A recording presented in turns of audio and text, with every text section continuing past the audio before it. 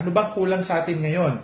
Hindi ko alam kung paano mag-handle ng ganito na bata. Ako din hindi ko alam. So, anong kailangan natin? Awareness. Hanap tayo ng expert sa field. Ganun naman ang pag-ano ng inset eh. Hindi naman yung, sino kaya may invite natin?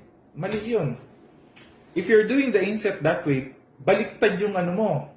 Hindi pwede na, okay, sino ba ang pwede nating invite para sa inset? Hindi. Dapat, anong kailangan natin? Anong issue sa classroom mo? Anong tulong na kailangan mo? Ma'am, kailangan ko ng ganito. Kulang ako sa kaalaman. Sa ganito, kailangan kong mai-update yung kaalaman ko. Okay. That's one topic. Ikaw, anong kailangan mo? Kailangan ko. O ngayon, pag-usapan natin, magbutuhan tayo. Anong kailangan natin? Hindi ba ganun ang pag-ano ng insert?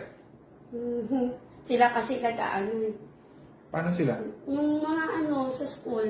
Kasi ako Kaya nga, pero paano malalaman nung nasa taas kung ano ibibigay nila kung hindi galing sa baba? Ang nasa baba, yung teacher, yung frontliner, yung kumbaga kung sino yung sumasabak, kung sino yung tatanggap, dapat manggaling sa kanila kung ano yung ituturo sa kanila. Hindi In service